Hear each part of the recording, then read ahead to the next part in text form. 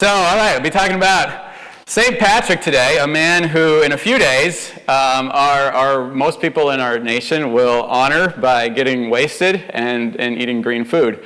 But St. Patrick was an incredible man of God who radically changed Ireland. And what he did in Ireland changed the fate of Europe, and what happened in Europe affects us to this day. It's incredible, the stuff that this guy did. And so, probably a year and a half ago, I picked up this book called How the Irish Saved Civilization by Thomas Cahill. I saw the title and I was like, that sounds cool. How the leprechauns saved the world? Gotta read it. So I picked it up. It's like 400 or 500 pages just talking about what St. Patrick did and then all the stuff that happened because of him. And that stirred up this desire throughout the past year to read more books, articles, watch videos, listen to sermons talking about the history of St. Patrick. It's just fascinating. I filled my mind with way too much stuff. And so I thought, all right, I got to share something. Last year, actually, I wanted to share stuff when I knew less. But now I'm like, I got to share stuff this around St. Patrick's Day or I'll just explode. I thought I could fit it into one sermon, and then I'm like, yeah, no, it's going to be two. I think it's going to be two. I don't really want to do 3 sermons about St. Patrick, but if you want it, let me know. I think just next week I'll finish it up. Psalm 77, verse 11. This is the only Bible I've got today. Well, I'll be referencing the Bible, but this is the only verse that I have for you today. So soak it up, guys. I told Cosette that I only had one Bible verse this week, and she said, well, it's good you had at least one, Daddy. So then I had to ask her, well, why do you say that? And she's like, because it must have been very hard work to get that one verse. I said, it was. And I hope the people in our church understand what I went through to get this one verse for you. I don't know what's in that girl's head most of the time. Yeah. All right. So, Psalm 77, verse 11. I will remember the deeds of the Lord. Yes, I will remember your wonders of old. I will ponder all your work and meditate on your mighty deeds. Your way, O God, is holy. What God is great like our God? You are the God who works wonders. You have made known your might among the peoples. You know, I went to college for engineering, and then I got saved and switched to history because history was a lot easier than engineering, and I didn't want to spend that much time in class. I wanted to get out preaching on the streets and going to church and Bible studies and stuff. But as a history major, I grew to really love history, love the story of what people have done. And more than that, I was a Christian when I was a history major studying history. I would see what God did. And I was going to UW-Madison, a secular university, so they weren't, talking about what St. Patrick did or other Christians. But I knew some of the church history, and then we have this in-house Bible school, Solid Rock, and I was taking church history classes through that. And so I was linking stuff up, going, oh, sweet, this was happening in the secular world while the First Great Awakening was happening, or while Peter Cartwright was ministering and preaching. And so linking things up and seeing God, through studying history, God gave me a real appreciation for his hand throughout history and seeing what he's done, and that he has a plan, and he raises people up to accomplish his plan, and he's never defeated. And even though there's been dark times throughout history, God's not surprised. He's never been surprised. He's never been overwhelmed and gone, oh, communism, what the heck? Where did that come from? No, he's already got things set up where he's going, all right, fine, I'll let you guys rule for 40, 50 years, but I got my people that are going to topple it. Don't worry. And St. Patrick is one of those guys where he came around in a very dark time, but God used him to do incredible things. And so we got to, I'm shocked nowadays how our nation in particular, but other nations as well, but our nation in particular, we don't look at history. We don't understand history. We don't look at church history. We don't know the impact that God has made on our nation or on the nations of the world. And we don't know the great men and women of our past, what's happened, or the evil men and women of the past. You go to college students, show them pictures of Stalin and Lenin and Trotsky and all these guys. They're like, oh, who's that? I don't know. We've got to look at history. We've got to know history, know especially what has God done in history. And that, for me, that stirs up my faith. And so we're going to talk about St. Patrick and the guys and some of his disciples over the next couple of weeks. So St. Patrick when really all I knew about him, before VeggieTales made their thing about St. Patrick, all I knew was green beer and people getting drunk, and I'm like, why is he a saint? That doesn't make sense. Then VeggieTales did their little spiel years ago, and I thought, he was a missionary, went to Ireland. Oh, that's cool. And they worship trees and plants, and now they worship God. Oh, that's cool. And that's really all I knew until I started really looking into it. And so I think you're going to learn a lot, and I hope you get inspired over the next couple weeks. So St. Patrick was born around 385 AD. We're not certain on the exact year, but around there. And he died 461 AD. He was not born Patrick. He was actually born, his real name is Maewyn Succat. He started being called Patrick when he became a priest. The word Patrick, so when he was a priest, they called him, in Latin, Patricius Maewyn. Patricius, it means father in Latin. So he was Father Maewyn, Patricius Maewyn, and we call him St. Patrick because of the Latin word for father, because he was a priest. But his real name was Maewyn Succat. He was born in the Roman province of Britannia, which is modern-day England. He comes from a upper middle-class family. His grandfather was a priest in the Roman Catholic Church, and at the time, the priests in the Roman Catholic Church were the upper elite in society. They had power, they had money, they had connections. And so his grandfather was a Roman Catholic priest. His father was a Roman tax collector, a Curialis. And that title, Patrick had a right to take that title. For his father to pass it on to him, but Patrick chose not to for a number of reasons, but he ended up selling the title instead, and somebody else got stuck collecting Roman taxes. Early in life, so Patrick's family was not very religious, Patrick in particular. They attended church irregularly, but they weren't really Christian. They cultural Christian, they go once in a while, but they were not particularly religious at all. There's some scandal that happened early on, in his, I believe actually I don't know when it was, while he was young, before 16 years old. There was some scandal that happened. Historians aren't sure what it was. It was big enough that it shocked his family, shocked the church world around him, especially later in life when Patrick became a priest. People used that scandal against him. A lot of historians think that he murdered one of the family servants. They're not entirely certain, but it was a big deal, whatever he did. He was not living a godly life. In 401 AD, the Irish slave traders invaded England, not really invaded, they came by night in England and raided villages and hauled off captives. The Irish were known for this. They were feared throughout Europe as slave traders. In 401 AD, they did one of their biggest slave raids ever. They captured over 1,000 slaves from England, all children, Patrick among them. Patrick was 16 at the time. He was a captive, kidnapped, brought over to Ireland, sold as a slave to a man who we don't know much about him other than he had a lot of land and he had a lot of sheep. And Patrick was out in the hills by himself for the next 6 years taking care of these sheep. He rarely saw another human being. And so later in life, he wrote about being so lonely out there because he wouldn't see people. He's just taking care of these sheep that he got very depressed, very lonely. He forgot how to speak English properly and how to write and understand English after so long just hanging out with sheep that don't speak English very well. I can say by experience, our sheep did not speak English very well when we were living on the farm. We tried. He forgot English, he started struggling with English, and he also never really learned Irish because the sheep also did not speak Irish, oddly enough. So he's out there by himself. He'd see Irish people once in a while, but mostly just by himself with these sheep for 6 years. And at that time, he got very depressed, very lonely, and he began crying out to God. And it's then when he gave his heart to God and started developing this relationship with God, just him by himself, with God, with the sheep, nobody else to talk to.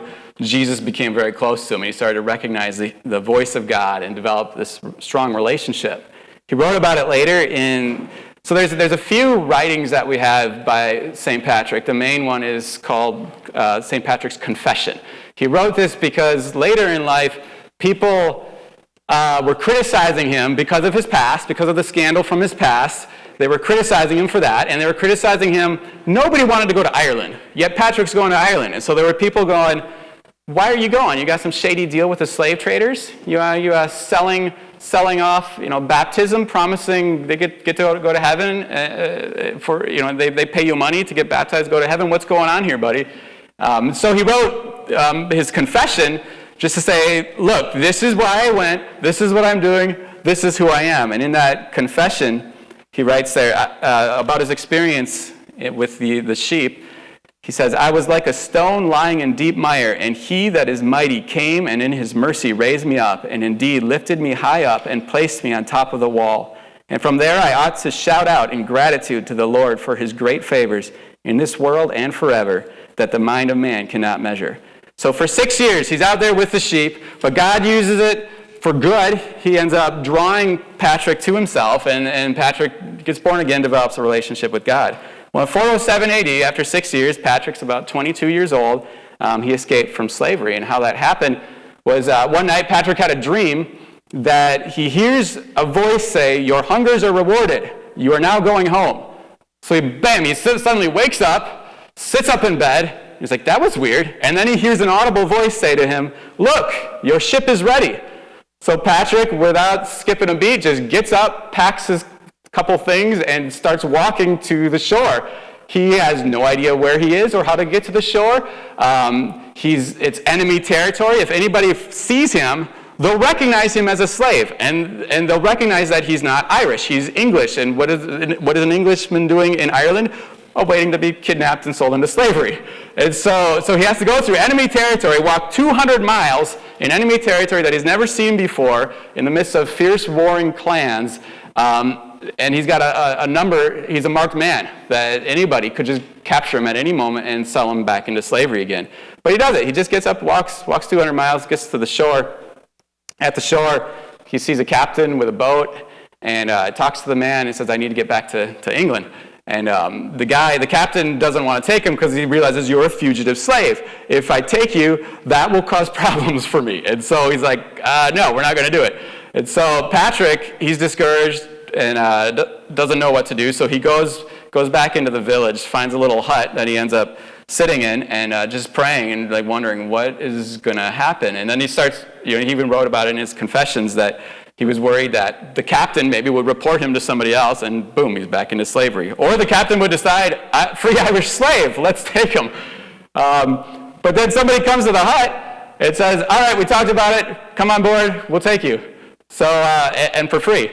So they take him on the boat, and they make their journey back to England. But here it gets a little bit confusing. It took them 3 days to go from Ireland to continental Europe. I don't know why it took them so long. It should have just been quick, but maybe they made some stops on the way. But in 3 days, they get to continental Europe, and then they were met with devastation and destruction everywhere. At this time, there were Germanic barbarian tribes that would routinely come into the Roman Empire and just loot and pillage, lay waste to everything they saw, burn fields, burn houses, destroy whatever they saw, take whatever they wanted. And people would flee in the face of that because they're barbarians. You don't want to see that. So they get to Europe and they just see destruction everywhere.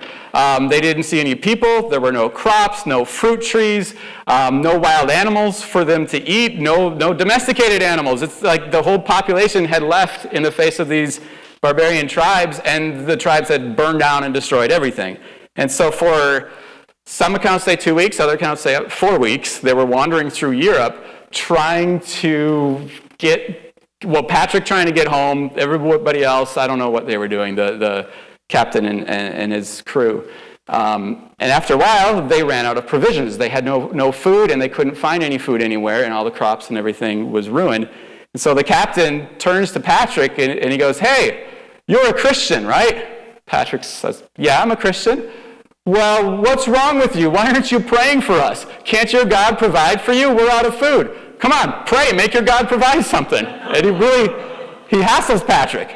So Patrick goes, all right, well, if you really believe and you trust God, he'll provide food for us, and he'll provide it today, more food than you could possibly imagine, and more than you could even eat today.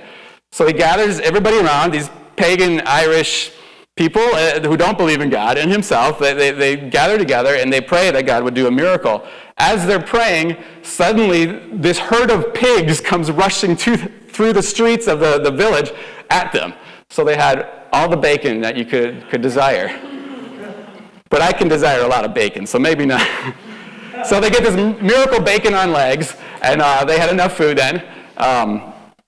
That night, something strange happened with St. Patrick. He went down to sleep, and he wrote about that he felt this demonic presence come over him. He said it was Satan himself. I don't know if Satan himself would go visit Patrick or just send a terrifying demon. Probably just send a demon. But Patrick is tormented. He writes about being tormented that night by this oppressive demonic presence that came upon him and just started pressing him down and terrifying him. And then suddenly he cries out to God, and something happened that, I look at him like, he might have got filled with the Spirit at that moment. Like he talks about, well, here, I'll write what he says. So as he cries out to God for deliverance, it says, "Suddenly the splendor of the sun fell on me and immediately freed me of all misery. And I believe that I was sustained by Christ my Lord, and that his Spirit was even then crying out in my behalf." Sounds to me like he's being oppressed by the enemy. He cries out to God. God comes down in his presence, delivers him from that demonic power, floods him with his presence, his Spirit, and then he started speaking out in tongues. That's what it seems like to me. The Spirit crying out in my behalf, he wrote. So whatever happened, though, was a powerful experience for him. And then the next day, they go back on their journeys, Patrick trying to get back to England. The other guys, not sure what they're doing. Maybe looking for slaves to bring back to Ireland. And at some point, he's captured again by a different slave raiding party. So he gets captured by somebody else, put back into slavery, but the first night of that, God speaks to him and says, "You will be released in 60 days. 60 days later, he's free. He doesn't give any details on how that exactly happened. And then Patrick then ends up wandering through Europe for another few years, before he gets back home to England. We're not sure what actually happened there. Some people say he went to seminary in France and became a priest. Patrick himself said that he was not educated and that he never learned Latin or Greek, and he's very clear about that, which if you go to seminary, you're probably going to learn Latin or Greek. But he might have gone to seminary, might have not. Somehow, while he's wandering through Europe, he did become a priest. So some people say he went to seminary. Others say that he just had a connection with someone who said, "Well, you clearly have a call from God. Okay, you can be a priest." We don't know exactly what happened, but he ends up becoming a priest, gets back home to England, and even the rest of that journey, Patrick told stories about them running out of food again, and then miraculously on the last day of their provisions, somebody showed up with exactly the amount of food they need for the next trip, and then somebody else shows up with more food. So God kept providing for them. Then he gets back home to England.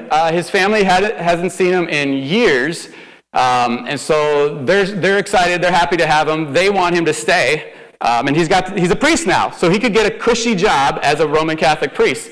So the family wants him to stay. They say, this would be good for you. It's good employment, and you're with us. We've missed you. It'd be nice to have you around. But God had other plans. Patrick has another dream shortly after arriving at home. He sees a letter arrive, and that's labeled "The Voice of the Irish." He opens it up, and he hears, the voice of a multitude of Irishmen crying out, "We beg you, holy boy, come and walk among us once more." And so he wakes up, and he wrote that he was stabbed in his heart, and he knew, I have to go to Ireland, but not as a slave. Now I'll go as a missionary to preach the gospel. And so he decides that's what he's going to do. All right, let's pause there for a little bit, and I want to give you some of the background, what was going on in the Roman Empire at the time, in the church world, and in Ireland at the time, just because I want you to get it, how this was a big deal for Patrick to go become a missionary in Ireland. It was a really big deal, and I want you to get that. So the Roman Empire at the time stretched throughout the Mediterranean world. It was at about its peak, but it was on the decline. The Roman Empire had gotten into Great Britain. England was a part of the Roman Empire. Spain in the southwest. To the east, Turkey, parts of Romania. And I guess in the southeast, Egypt. So the Roman Empire spread all throughout the Mediterranean world, but they were on the decline. And around the Roman Empire, to the outskirts, especially to the northeast, the north and the northeast, there were Germanic barbarian tribes that were starting to invade Rome. Some were just moving in and settling and starting to overwhelm the Roman infrastructure. Others were just coming in to loot and pillage, and every couple months or a couple years, you'd have another tribe come in and take over a city, and then they'd leave, and then the Romans would take it over again. Rome was on the decline, but they still had a lot of land. The church, the situation was interesting. The church by this time, so the church, Christianity had been legal for about 100 years, and numerically the church was dominant in the Roman Empire. It had spread to every corner of the Roman Empire. Every major city had at least one church in it.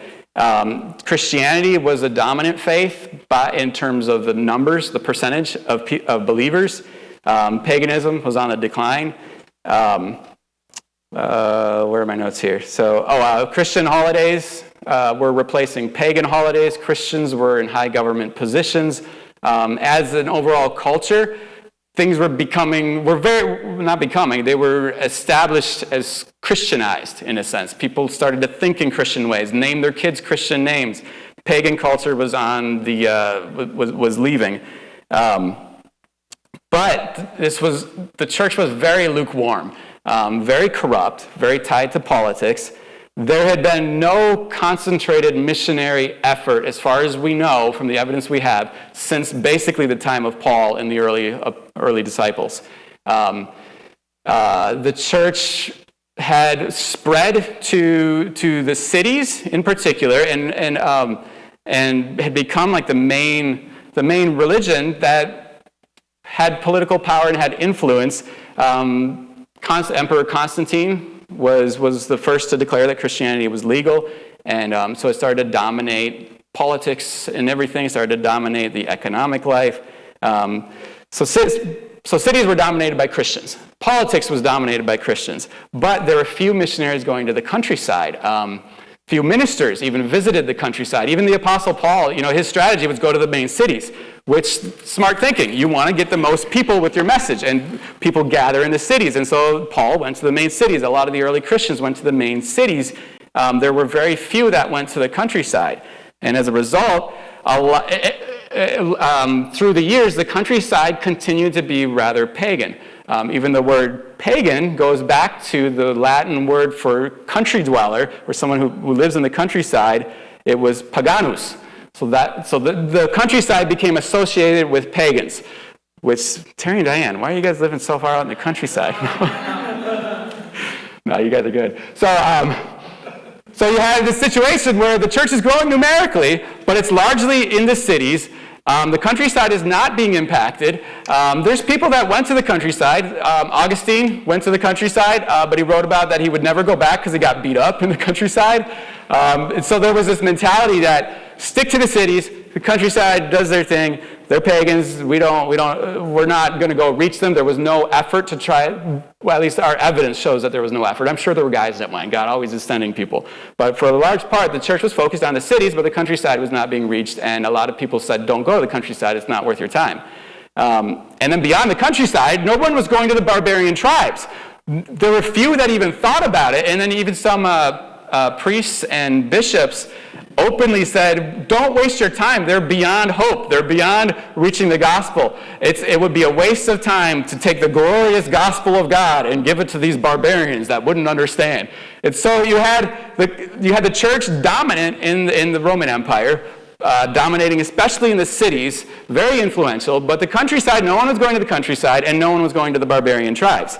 In addition to that, so you had the church was in the city, and in the cities is where the money is. Where the money is where the politicians are. The church became very connected with the Roman politics.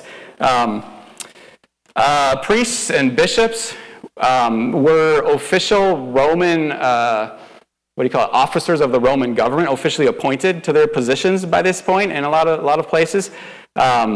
People sought out the title, the position of being a priest or a bishop, not generally for some high calling from God, but because they saw, wow, this would be a really cushy office. I could get money, I could get influence, I could get power, I could have connections, and I don't have to do that much, so yeah, make me a priest. So you have guys that were buying office, buying the title of priest and bishop. The church had become organized on Roman political lines. The bishoprics, the area of jurisdiction that each bishop would have, was exactly following the Roman city and county administrators. They had the same, like you had a city official who had his jurisdiction here, and then the church said, all right, we'll put a bishop exactly on the same jurisdiction. The word for that area of jurisdiction in Latin is diocesis, where we get the word diocese from. It was very connected with the church, and the Roman political elites were intertwined together. The church largely stayed where there was Roman political power, where the Roman politics, where Roman law reigned and had authority. In the Roman world, they talked about two different worlds. There was one world where Roman law had jurisdiction, and that was called ecumene. That's where the church went, in the ecumene, where we get the word ecumenical from. The church and the Roman political ruling elite were completely intertwined. The church had for the most part, the church had no thought of ever going outside the ecumene, ever leaving Roman political power, because they required that. They needed the support. Well, they thought they did. They thought, we need the support of the Roman political elite. We need the Roman government. We need the Roman laws. We need in order to do the work of God. And so they wouldn't go outside the ecumene. They wouldn't go to the countryside and go to the paganus. They wouldn't go to the barbarians, where Roman power was nothing. So you had the church was numerically spreading throughout the Roman Empire. It was blessed, it was prosperous in a lot of ways, but it was very hollow, very empty, very dry religious tradition, very corrupt, very tied to politics. And at the same time, a lot of false teaching started to arise. In the 400s, the idea of confession to a priest arose. It started as a good idea. Priests started talking about, hey, if you have sin, find a brother or sister in the Lord and confess your sin to them, pray together, and you'll be encouraged and strengthened. They'll be encouraged and strengthened. Great idea. It's biblical. It's a good thing. If you have sin, talk to someone and get some help and pray together. Well, it went from that to then priests saying, well, if you really want help, you go to the priest. And then, well, when you go to the priest, it's not just that you'll confess and he talks it over with you and prays for you. He actually forgives you and he absolves you of your sin. So around this time, there were the teaching of that a priest can absolve you of your sin. That started to invade the Christian church, which, it's Catholic, but at the time that was all there was. So there was Christianity was numerically numerous, but it was very, for the most part, corrupt, lukewarm, mixed with politics, not zealous for evangelism, no missionary thrust at all, and giving way to a lot of heretical kind of beliefs and wrong teaching. So that was the state of the church at the time. Ireland was a wild, crazy, barbaric place. So St. Patrick, he's a Roman citizen. He's born in a civilized Roman district, Britannia province. And yet God calls him to go to Ireland. Ireland was not Roman. Ireland was not civilized. It wasn't a part of the ecumene. They were paganus. They were country dwellers, pagans living over there. The Romans viewed them as backwards, immoral people who drank way too much and did perverse things that the Romans would never do, because that's beneath us. Except a few hundred years ago, you guys were doing exactly that. So Ireland was outside the ecumene. It wasn't a part of Roman law, Roman jurisdiction at all. It was more like, as I've read about Ireland at the time, it was more like Vikings. If the Norse Vikings going in, like terrible, fierce warriors. That's what the Irish were like, not Lucky Charms kind of stuff. No rule of law. It was might makes right for the most part. You had different warring tribes. One guy would rise up. He'd have more sheep, so people would respect him more, or he happened to have a better sword, or he's a little bit stronger, so he would take authority in this area, and then another warlord over there. So there was no real law other than whoever's the most powerful, he's going to make the laws to benefit himself. There were no cities or population centers at the time. there were just scattered settlements. You had a guy with his farm or his ranch with sheep or cattle over here. You had a guy and a couple people from his family over there, a few people over there. Just scattered farms and settlements all throughout the area. No main cities, which would have been hard for a missionary to go to because missions had always gone where the cities were. That's what Christianity had done for 400 years. You go to the cities. Well, Ireland didn't have cities.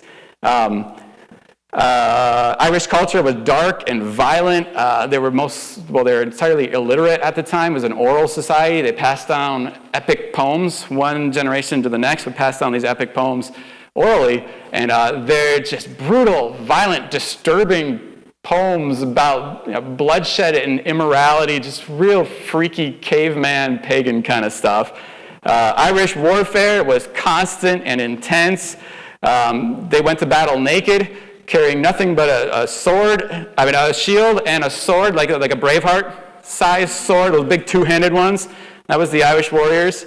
Thomas Cahill, in his book, writes, the Romans, in their first encounters with these exposed, insane warriors, were shocked and frightened. Not only were the men naked, they were howling, and, it seemed, possessed by demons. So outrageous was their strength and verve. Urged on by the infernal skirl of pipers, they presented to the unaccustomed Romans a multimedia event featuring all the terrors of hell itself.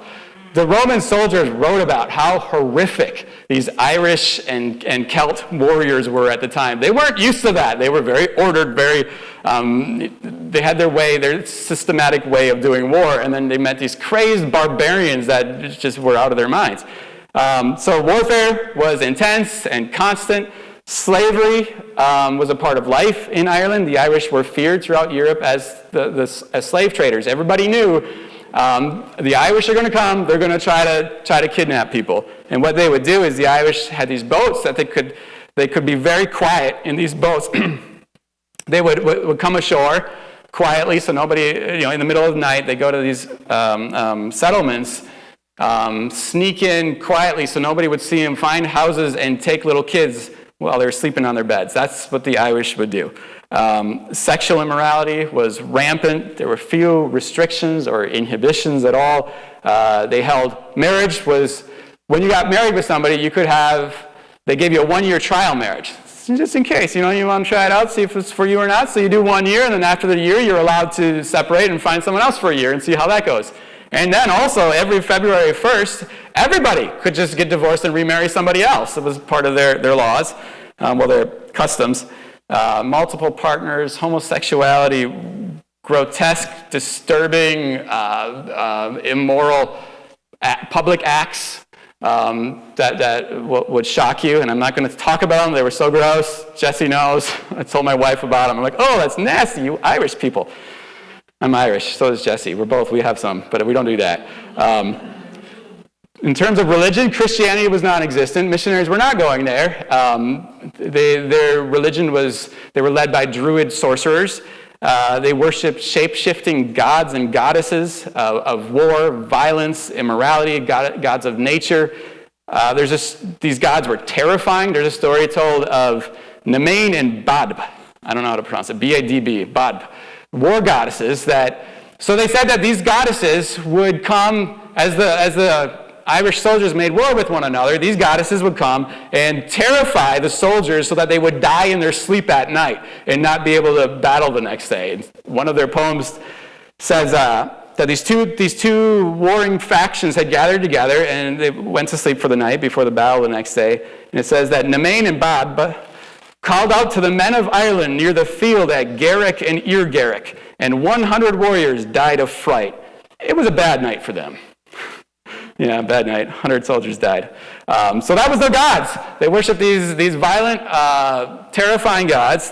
When you look at the literature and stuff that comes out of Ireland at the time, it's filled with fear, intense fear of death. Warlords could just kill you for no reason at any time, just because they're more powerful than you are. The gods could kill you. Often in their poetry, the gods did. They killed you just out of spite or out of pure sadistic pleasure. They feared falling asleep. because they would talk about these gods that would come and just kill you in your sleep. So they were afraid of falling asleep. And so a lot of the poetry talks about the only way that people would fall asleep was if they got drunk otherwise they would just lay awake at night, terrified. There was a fear of the world. They taught that, gods could shapeshift, Druids could shapeshift. So you imagine you're an Irish guy, you go out hunting, you see a deer over there, you're like, all right. And then suddenly, you fire the arrow, it hits him, and suddenly the guy turns into a Druid and he puts a curse on you. That's what they would do in their poetry, their myths that they talk about. The gods would do it too. The gods would, like, all of a sudden you're hiking in the woods, and then suddenly some god appears from behind a tree, or he was a tree, and he turns into a god, and he's like, ha-ha, I got you now. And then boom, you're dead. Or often the gods would give ridiculous commandments to people. There's a story of one guy that wanted to become king, and so a god appears to him. I think the god was disguised as a rock or a crow or something in nature anyway. And he appears to him and says, I will bless you, I will make you a king. And the guy's like, great, awesome, but be careful, you have to follow these commandments, and if you don't follow these, I will curse you and your family forever. And the commandments were ridiculous. Things like he couldn't he couldn't be in a building that had windows, and if he couldn't leave a building when there were three people with red hair within sight of the building. He couldn't have women on his left side anywhere walking. It was like 15 different rules like this that were just ridiculous. So the God said that if you don't do these, you will be cursed. So in addition to a fear of the world, fear of sleeping, fear of death, there was an intense fear of the gods. God was not someone to love, someone to follow, someone to respect. It was someone to be terrified of. The gods were something to be terrified of because they might just show up and curse you forever. Thomas Cahill writes, they viewed the world as if it were a forest filled with concealed pitfalls by which hunter gods catch small animals. An important part of their religious practice was human sacrifice. They sacrificed prisoners of war to the gods of war to have victory in war. They sacrificed their own brethren. If they're losing in battle or if they're about to go to war against someone, they want to be guaranteed victory. They find somebody in the clan and they sacrifice him to the god of war so that they can go and kick butt. They sacrificed their newborn babies to the harvest gods. They would take their those who were sacrificed, they take their victims' heads, they display them in the temples, put them on their fort walls, they string them around their belts, they drink from their skulls in ceremonies, they played soccer with their heads. Disturbing, dark, wild, crazy, uncivilized place. That was Ireland. So for St. Patrick to go there was a big deal. It wasn't like, oh, sweet, I'll just go over there and see these nice people. No, it was terrifying. So when God calls him to go, he met with a lot of opposition. His family said, no, we don't want you to go to Ireland. That's a bad place. You'll be killed. You'll be hurt. You'll be tormented. Don't go to Ireland. The church didn't want him to go because the Irish were beyond hope. They were beyond saving. Friends, family members, everybody told him, don't go. It doesn't make sense to go. We don't go to the barbarians. We don't go to the countryside. They're hopeless. It's too dangerous. It's too dark. Don't go. Yeah, the sensible thing was for him to not go, but St. Patrick went because God called him to go. Okay, so when he went, and he writes in his confession, responding to the critics, he says, we ought to fish well and diligently as the Lord exhorts. Hence it was most necessary to spread our nets so that a great multitude and throng might be caught for God, and that there be clerics everywhere to baptize and exhort a people in need. For Patrick, it didn't matter. The danger didn't matter. The opposition, what made sense or didn't make sense, it didn't matter. He said, look, we need to reach the lost for Jesus. We're going. And if it's dark, Jesus is the light, and let's spread the gospel there. So the first thing he did, and it's hard to find exact accounts, detailed historical records on everything, but it appears that he arrived on Holy Saturday, the Saturday before Easter, because all the other Saturdays are so unholy, but Holy Saturday. So he arrives on Holy Saturday, right before Easter, and at the time they had a tradition, and I don't know, maybe the Catholic Church still does it today, I don't know, but at the time they had what was called the Paschal Fire. Saturday night they would light a fire to symbolize Jesus coming as the light of the world into the darkness.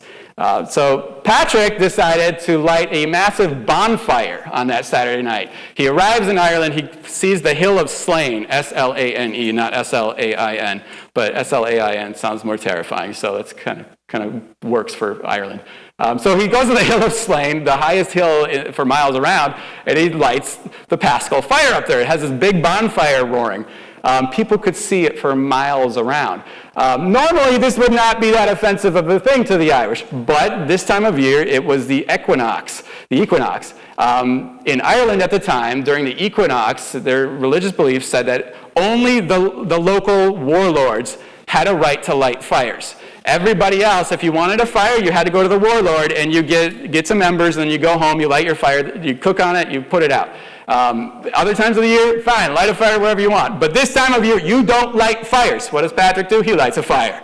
And he doesn't just do it in secret. He goes to the highest hill around, lights this bonfire. People from miles around could see it. And so villagers gather around at the base of the hill, and one of the local warlords sends his emissary up to Patrick. And everybody's thinking, they've been told, you don't do this because the gods will kill you. This is what the gods have said to do. The king, the warlord gets access to the fire. You don't get access during this time of the year. And so they see Patrick do it. And so they're thinking, the gods are going to kill him.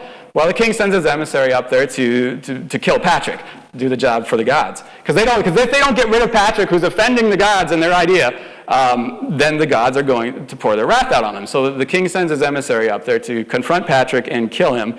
Well, Patrick shares the gospel with him. The emissary gets saved, goes back down, and he's like, hey, it's all good, guys. Everybody disperses. And then a local warlord named Diku ended up taking Patrick in. Basically, they realize, okay, he didn't die, and he seems okay, but just something's weird with this guy. So this local warlord, Diku, takes him under his wing, and Patrick shares the gospel with him. Diku ends up getting saved, getting baptized. His whole family got saved and baptized, and then he shares the gospel with his clan. The whole clan gets saved and baptized. Diku gives him a barn, one of his barns, to use as a base of operations. Patrick turns that into the first Irish church. And from there, he traveled throughout the land, going from village to village, family to family, preaching the gospel, seeing people get saved, seeing people baptized, seeing people brought into the ministry. That emissary that went up, the king's emissary that went up the Hill of Slain to confront Patrick and kill him, so he got saved, and he ended up becoming the first bishop of Ireland that Patrick discipled. Everywhere Patrick went, he was faced with opposition, criticism, dangers, and yet everywhere he went, he preached the gospel and people responded. And the cool thing with Patrick, so at the time, the Roman Catholic Church had a lot of wrong teachings. Patrick didn't have as much of that. He seemed to have just a real desire for God, a real relationship with God. He didn't have all of the education that the other priests and bishops had, which, for better or worse, some things for better, I think, because he didn't get the wrong teaching with it. There were still some goofy things that Patrick said and some things that we would disagree with nowadays, but man, the guy was fearless for God. He writes about it in his Confessions. I went to you, talking about the Irish, I went to you, Irish, and everywhere for your sake in many dangers, even to the farthest districts beyond which there lived nobody, and where nobody had ever come to baptize or to ordain clergy or to confirm the people. In their minds, the Roman Empire, the Roman world ended at Ireland. There's just ocean beyond that. They didn't know what lay beyond that. And Patrick's like, I went everywhere, to the furthest reaches of civilization, even to where it's not civilized, preaching the gospel. And everywhere he went, he faced persecution and opposition, dangers. He wrote, for daily I expect to be murdered or betrayed or reduced to slavery if the occasion arises, but I fear nothing because of the promises of heaven. For I have cast myself into the hands of Almighty God who reigns everywhere. As the prophet says, cast your burden on the Lord and he will sustain you. He went everywhere, and it was in constant danger, and yet God continually protected him. He writes about being stuck in the crossfire between one warring tribe and another one. He writes about Druids Druid sorcerers that were trying to kill him because he's stealing their people.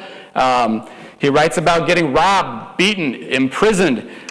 He writes about being tortured by local warlords for preaching the gospel. He was almost killed 12 different times while he ministered in Ireland. Surprisingly, though, there were no Irish martyrs. This is something interesting in the history of Christianity. Wherever Christianity goes for the first time, there's martyrs, except Ireland. To my knowledge, there's no other place that this has happened. But Ireland, they got opposition, they got persecution, they got beat up, they got imprisoned, but nobody was killed for the faith. People killed as a result of, here's a warring tribe, there's a warring tribe, and they're walking through, and some people got killed. But no actual Christian martyrs, which is kind of interesting.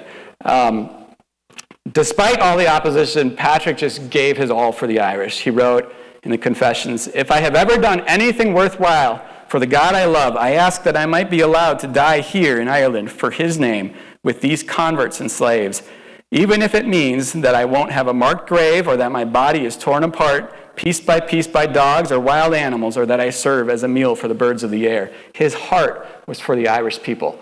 And here, as he went, he radically transformed Ireland. He's going everywhere, from village to village, family to family, home to home, sharing the gospel. People are getting saved. They're turning to God. They're changing.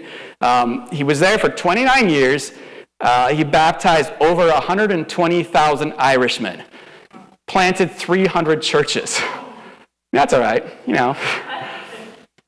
Violence, murder, and intertribal warfare significantly declined because of his ministry. It didn't stop entirely, but it went took a nosedive.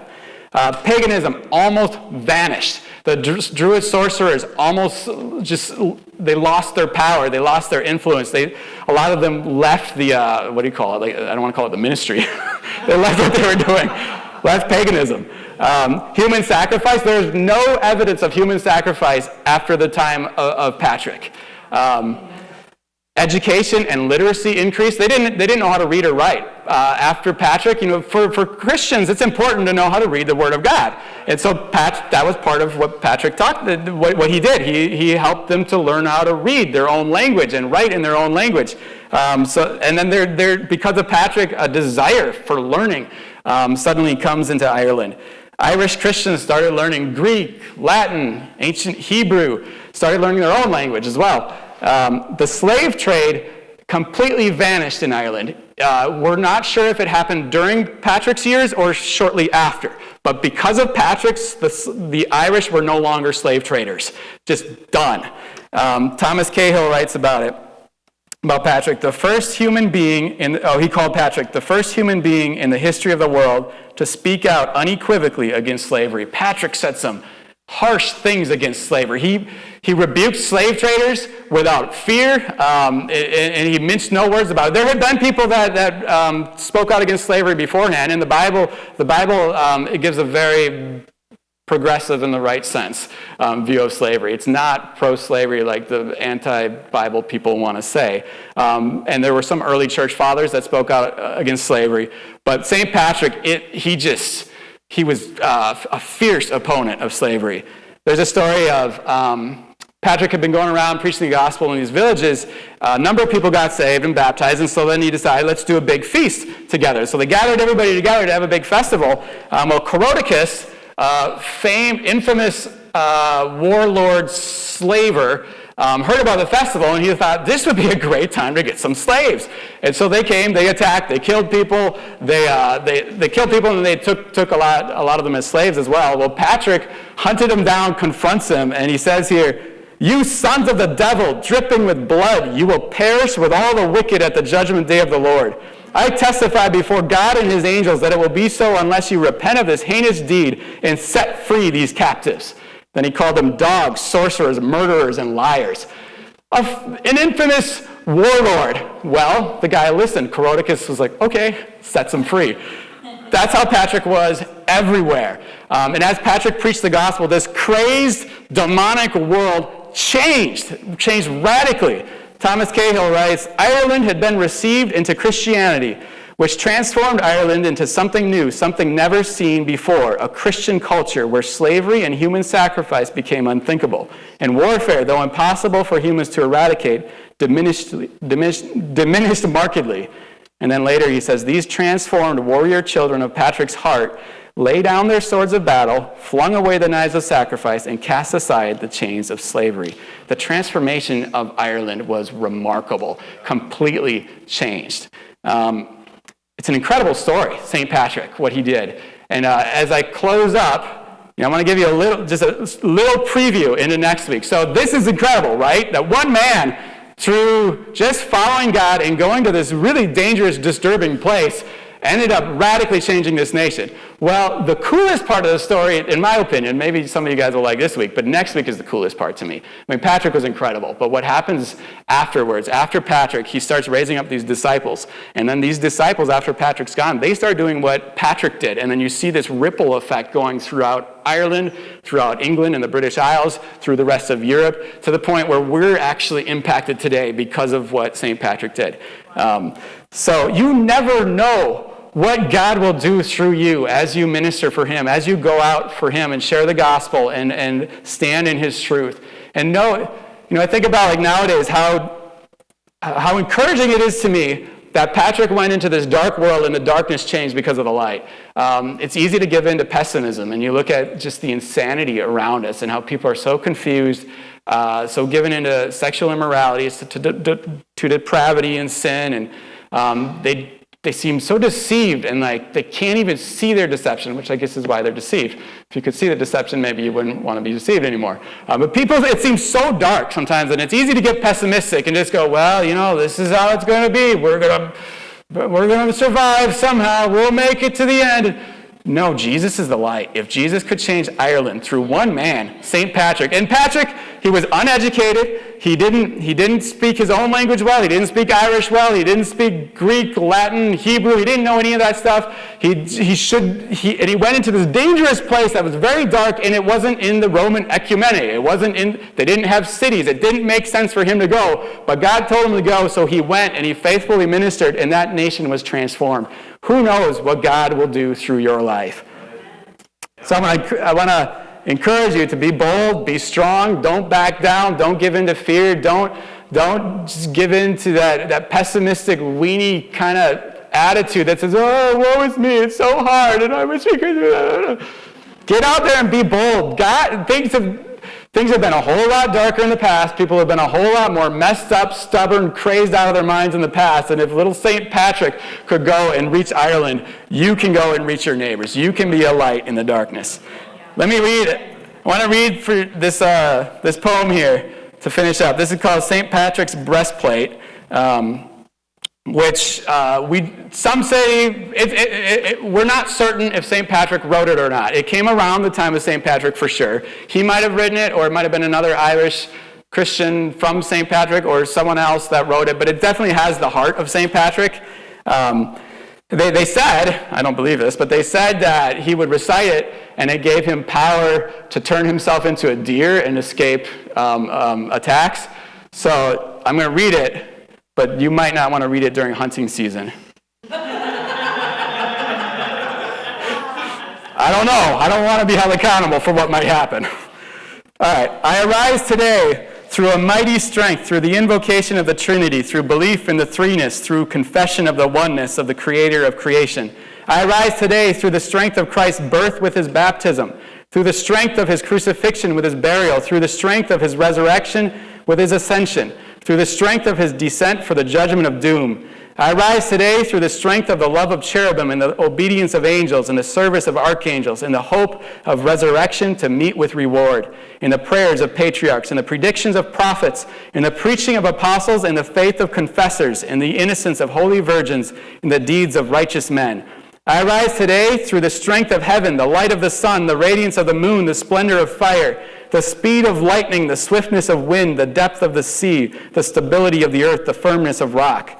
I arise today through God's strength to pilot me, God's might to uphold me, God's wisdom to guide me, God's eye to look before me, God's ear to hear me, God's word to speak for me, God's hand to guard me, God's shield to protect me, God's host to save me from the snares of devils, from temptations of vices, from everyone who shall wish me ill afar and near. I summon today all these powers between me and those evils, against every cruel and merciless power that may oppose my body and soul, against incantations of false prophets, against black laws of pagandom, against false laws of heretics, against craft of idolatry, against spells of witches and smiths and wizards, against every knowledge that corrupts man's body and soul. Christ to shield me today against poison, against burning, against drowning, against wounding, so that there may come to me an abundance of reward. Christ with me, Christ before me, Christ behind me, Christ in me, Christ beneath me, Christ above me, Christ on my right, Christ on my left, Christ when I lie down, Christ when I sit, Christ when I arise, Christ in the heart of every man who thinks of me, Christ in the mouth of everyone who speaks of me, Christ in every eye that sees me, Christ in every ear that hears me. I arise today through a mighty strength, through the invocation of the Trinity, through belief in the threeness, through confession of the oneness of the Creator of creation.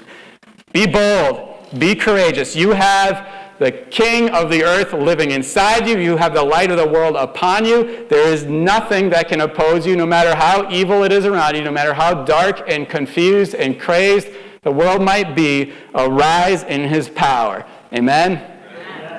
Jesus, thank you for what you did through St. Patrick. Thank you for using him to radically transform a nation, to delete slavery, to decrease warfare, to bring hundreds of thousands into the kingdom of God. Jesus, thank you for confronting the darkness and bringing your light and your healing, your hope there. Father, thank you that that's the same thing that you've done all over the world throughout history, that it's not just some weird little blip in Ireland, but Lord, that's just your character, that the light always wins in the darkness. And Father, I thank you that the light will win in our lives, that no matter what evil is in us or around us, what evil might be in our nation, Jesus, that you overcome it. Your light is greater than the darkness. Father, I pray for us to have a boldness, a zeal for your kingdom, a grace to go to places that are terrifying, to go to places where others say, no, don't go there, stay away from that. A grace to love the unlovable, to approach those people that others say, they're not worth your time, they're crazed, they're not going to receive it. Lord, that we would have a zeal, a boldness, and a love that would go to those people and see them transformed for your kingdom. In Jesus' name, amen.